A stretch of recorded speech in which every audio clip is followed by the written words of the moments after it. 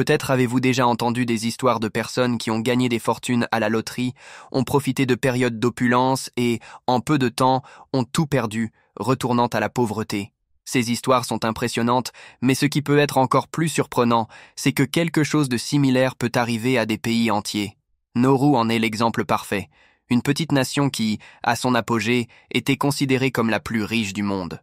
Cependant, des choix mal planifiés et une gestion insoutenable ont transformé cette île prospère en l'un des pays les plus pauvres et vulnérables de la planète. Dans la vidéo d'aujourd'hui, nous allons explorer ce pays et découvrir comment il est passé d'un symbole de richesse et de prospérité à un portrait de pauvreté et de décadence. Mais avant de commencer, laissez un like et abonnez-vous à la chaîne. Cela ne coûte rien et me motive à continuer à vous proposer du contenu incroyable. Numéro 1. Nauru est une île isolée au milieu de l'océan Pacifique central. Entourée par une vaste étendue océanique, sa situation géographique éloignée est l'un des facteurs qui contribuent à son isolement. La nation la plus proche est Kiribati, située à environ 300 km à l'est. De plus, elle se trouve à environ 4000 km au nord-est de l'Australie, le pays avec lequel elle entretient des relations économiques et politiques les plus étroites. Sa géographie est marquée par un anneau côtier plat où se concentrent les habitations et un plateau central rempli de formations rocheuses laissées par l'exploitation intensive du phosphate. Sans rivière ni lac, le pays dépend entièrement du dessalement pour obtenir de l'eau potable. Numéro 2. Nauru a autrefois été synonyme de richesse. Pendant les années 1970, l'île est devenue l'un des pays les plus riches du monde grâce à l'exploitation du phosphate, un minéral précieux pour l'agriculture. Le phosphate est essentiel à la production d'engrais, de cosmétiques et d'aliments pour animaux, et sa découverte à Nauru a transformé la petite île en un véritable or blanc pour le monde. Pour vous donner une idée, en 1975, Nauru avait le produit intérieur brut par habitant le plus élevé de la planète. Avec cette abondance d'argent, les habitants vivaient une vie luxueuse. Des voitures de luxe parcouraient les routes de l'île, l'éducation et les soins de santé étaient entièrement gratuits et beaucoup choisissaient de ne pas travailler, vivant uniquement des redevances minières. Des travailleurs venus de pays comme la Chine et d'autres îles du Pacifique étaient recrutés pour effectuer le travail difficile de l'extraction du phosphate. Cependant, cette richesse n'a pas duré. Le rythme effréné de l'exploitation minière a détruit 80% du territoire de l'île, transformant les terres fertiles de Nauru en un environnement dévasté. Si vous aimez la vidéo, laissez un like et abonnez-vous à la chaîne pour plus de contenu comme celui-ci. Numéro 3. Cependant, la richesse de Nauru était condamnée dès le début. L'exploitation minière a détruit les terres fertiles, laissant un sol stérile et inadapté à l'agriculture. Sans diversification économique, le pays dépendait exclusivement du phosphate.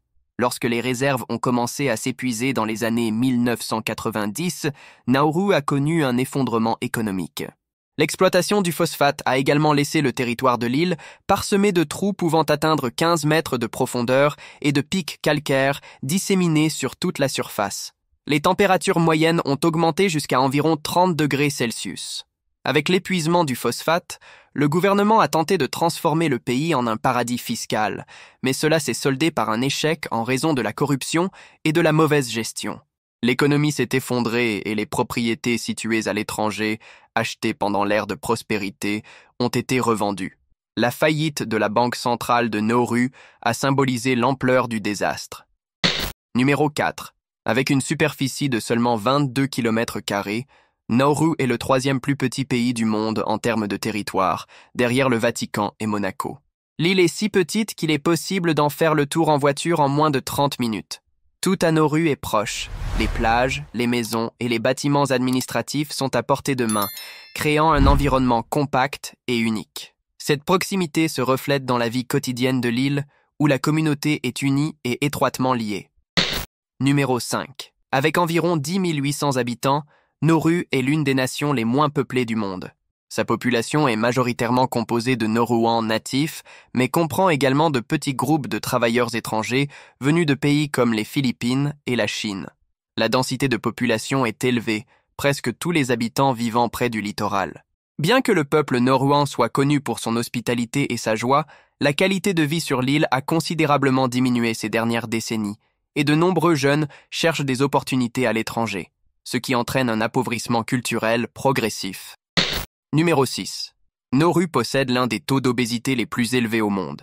On estime que 94% de la population adulte est en surpoids et 71% sont considérés comme obèses. Ce problème est directement lié à la dépendance aux aliments importés, souvent hautement transformés et riches en calories, comme la viande en conserve et les sodas, qui sont plus accessibles que les produits frais. La prévalence du diabète de type 2 est alarmante, touchant presque la moitié des adultes. Le système de santé, avec des ressources limitées, peine à répondre aux besoins croissants des patients atteints de maladies chroniques, aggravés par le manque de professionnels spécialisés et d'équipements adéquats. De plus, le tabagisme est un problème majeur dans le pays, avec l'un des taux les plus élevés au monde. En 2023, environ 48% de la population adulte était fumeur, ce qui aggrave encore les défis de santé publique du pays. La combinaison de ces facteurs entraîne une espérance de vie réduite, avec une moyenne d'environ 64 ans. Numéro 7. Vivre à Nauru signifie faire face à des défis quotidiens. L'eau potable, par exemple, est extrêmement rare et le pays dépend presque exclusivement des usines de dessalement et des importations pour couvrir ses besoins. L'approvisionnement en électricité produit à partir de diesel est coûteux et sujet à des interruptions fréquentes, compliquant davantage la vie quotidienne.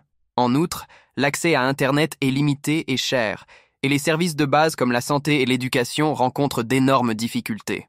Avec peu d'options de loisirs, la vie sociale est restreinte, et de nombreux habitants décrivent leur quotidien comme monotone et éprouvant. L'alimentation est également un problème majeur. Les produits frais, comme les fruits et légumes, sont inaccessibles pour une grande partie de la population en raison de leurs prix exorbitants.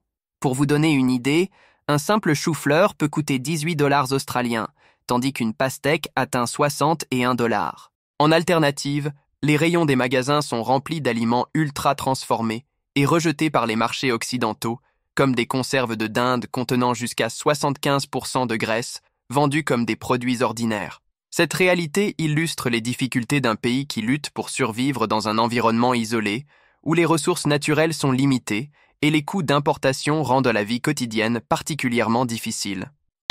Numéro 8. Avec l'épuisement du phosphate, Nauru a dû chercher d'autres sources de revenus. L'une d'elles a été un accord avec l'Australie pour accueillir un centre de détention où étaient maintenus des réfugiés et demandeurs d'asile pendant que leurs dossiers étaient examinés. Bien que cela ait généré des revenus pour le pays, cette mesure a été vivement critiquée par les organisations de défense des droits de l'homme en raison des conditions précaires des détenus et de l'impact social sur la petite communauté locale. En outre, le pays a tenté de s'appuyer sur le secteur financier, mais sa réputation de paradis fiscal a attiré des enquêtes et des complications diplomatiques. Aujourd'hui, l'économie dépend largement de l'aide extérieure et de l'allocation de licences de pêche à des pays comme la Chine et le Japon. Numéro 9. Contrairement à la plupart des pays, Nauru ne possède pas de capitale officielle. Alors que de nombreuses nations ont une ou plusieurs villes désignées comme capitale, Nauru adopte une approche unique. Le district de Yaren, situé sur la côte sud, sert de centre administratif, abritant le Parlement, les ambassades de pays comme Taïwan et l'Australie, ainsi que le seul aéroport international. Cependant, Yaren n'est pas une ville au sens traditionnel du terme, mais plutôt une zone administrative. Cette particularité reflète le mode de vie simple et fonctionnel de Nauru, où la petite population et la taille réduite de l'île rendent inutile l'existence d'une capitale officielle.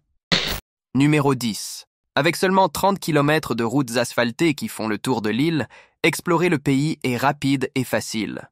En quelques minutes, il est possible de traverser tout le territoire en voiture, permettant d'admirer les magnifiques paysages et le bleu de l'océan qui entoure l'île. Les embouteillages sont inexistants, car peu de véhicules circulent et il n'y a qu'une seule station-service sur l'île. De plus, Nauru dispose d'une ligne ferroviaire d'environ 4 km, construite en 1907 pour transporter le phosphate. Aujourd'hui, cette voie ferrée est un vestige historique qui symbolise à la fois la prospérité et le déclin de Nauru.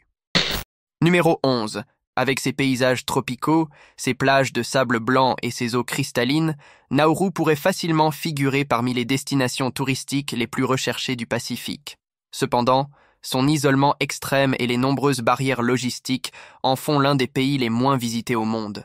Pour vous donner une idée, seulement environ 200 visiteurs arrivent chaque année sur l'île, rendant un voyage à Nauru presque impossible. La difficulté commence dès l'obtention du visa, qui nécessite des démarches administratives peu communes.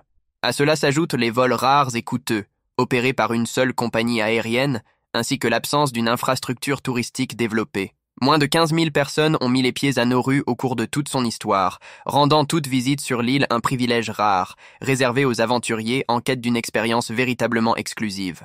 En résumé, la réalité de Nauru est un puissant rappel de la manière dont l'exploitation non durable et la cupidité peuvent anéantir une nation. L'île, autrefois symbole de richesse, lutte désormais contre les défis de la pauvreté, des problèmes de santé et de l'isolement. Cette vidéo touche à sa fin.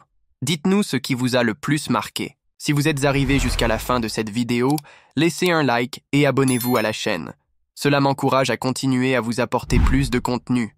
À la prochaine vidéo.